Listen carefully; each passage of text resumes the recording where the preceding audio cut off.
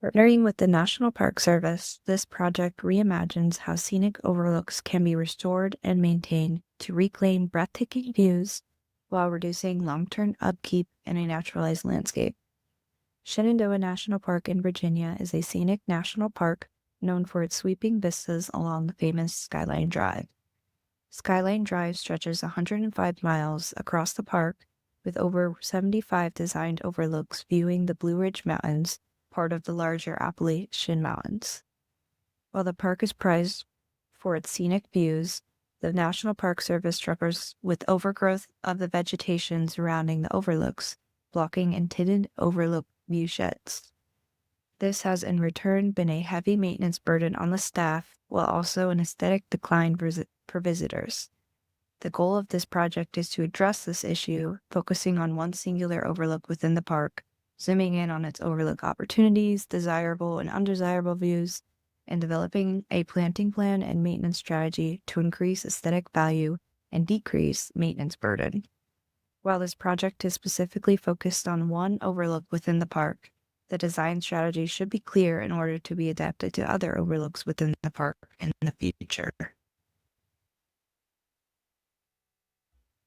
The specific overlook focused on in this project is Calf Mountain Overlook.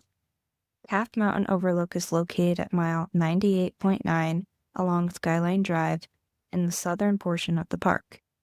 The 75 overlooks within the park are placed within three categories: scenic value, cultural value, or scientific value.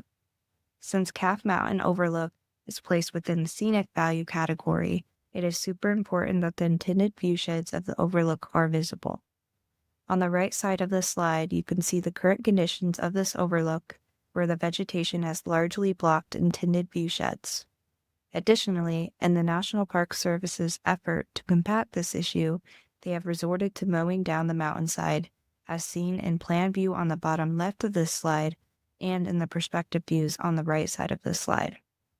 This is not only a maintenance burden for the staff, but also an eyesore for the visitor. The main goal for combating this issue within this specific overlook is to develop a planting plan that restores the disturbed mown land while maintaining and honoring the overlook viewsheds, and continuing to develop a maintenance strategy that works hand in hand with the proposed design. The last time Calf Mountain Overlook was designed by a landscape architect was around 1980. This design is overlaid in white on the plan to the left side of this slide. The important things to note about this design were the intended viewsheds. One viewshed looks over towards Sawmill Ridge, Ramsey Mountain, and the Shenandoah Valley, and the other viewshed shows off Bear Mountain, Scott Mountain, and the town of Waynesboro. The designer also included intentional foreground interest plantings where views were less important. The disturbed land on Calf Mountain Overlook is believed to be at once a Central Appalachian basic oak hickory forest. Researching the typical dominating plants of this forest type is helpful in developing a proposed planting palette for a planting plan, although it is important to note that environmental conditions have changed and will change in the future. The layout plan that I developed focused on restoring the intended viewsheds that were designed in 1980, planting the disturbed land to maintain intended viewsheds and increase aesthetic value, and reducing the maintenance burden on staff. Planting zones were established based on mature height constraints moving down the slope in order to keep viewsheds open. The layout was also developed to provide visitors with the opportunity to get immersed within the plant material proposed through overlook structures and recreational trails.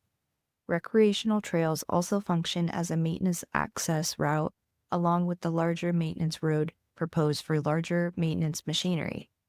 Additionally, in order to approach maintenance as a design issue, I have proposed using things on site like boulders, larger proposed trees, or trails as borders to these planting zones. For example, the Central Zone 3 is bordered by trails on 3 sides as well as boulders and larger accent trees on the remaining side. This layout plan can then be used on site for staff to wayfind and locate where these planting zones are and what plants should and should not be planted there.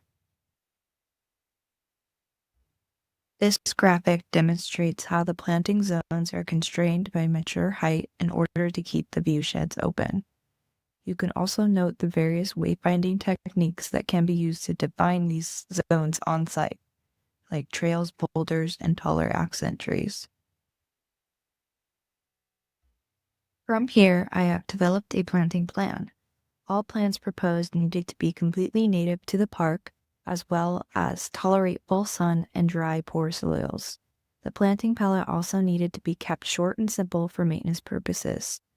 When this landscape was first planted, I have proposed the zones to be seeded initially throughout the entire area with various grasses in order to provide initial interest as well as a weed suppressant while the tree and shrub layers establish. These grasses may end up being shaded out in the future as the plant material matures. This planting plan also proposes the idea of using low-intensity prescribed burns as a potential maintenance tool, so all the plants chosen are fire-adapted or tolerable. The next few slides go into a little more depth on each planting zone. Zone 1 needs to be low-growing and function as a ground cover. Poverty oakgrass was selected to be seeded initially within the entire zone. This is so that during the establishment phase of the other shrubs, there would be initial ground cover, keeping weeds at bay, as well as be more aesthetically pleasing. Black huckleberry was chosen as it forms thick, dense mats over the landscape, helping to control weeds. Black huckleberry also gets covered in beautiful blueberries. New Jersey tea was chosen for its ornamental value, having an interesting texture along with profuse white blooms. Within planting zone 2, the planting needed to be less than 10-foot mature height to keep the overlook view sheds open.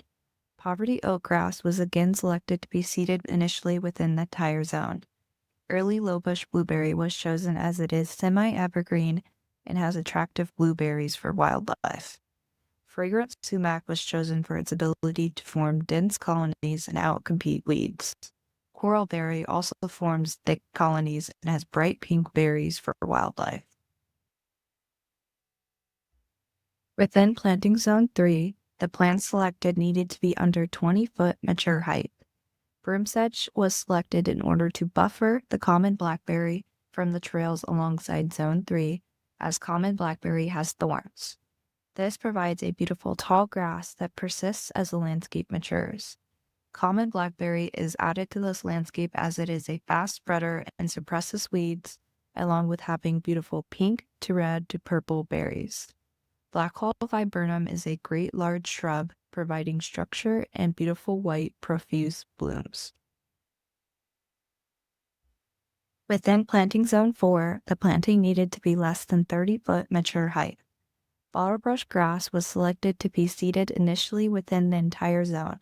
Pennsylvania sedge is included as a shade-tolerant ground cover to be added to the landscape later once mature canopy establishes, as bottlebrush grass begins to decline and be shaded out. Downy serviceberry is included for its tall, eye-catching white flowers and for its height. Bare oak is included for its hardiness and as a picturesque oak specimen, while big-fruited hawthorn is included for a mid-height canopy specimen within this planting zone. Within planting zone 5, the planting needed to be less than 40-foot mature height. Bottlebrush grass was again selected to be seeded initially within the entire zone. Pennsylvania sedge is included again as a shade-tolerant ground cover to be added to the landscape later. Blackhaw viburnum is a great large shrub providing understory structure and beautiful white blooms. Mountain laurel was chosen to provide large shrubby growth with beautiful pink blooms. This planting strategy transforms a once bare overlook into various thriving plant communities that provide foreground interest as well as continue to honor the intended view sheds.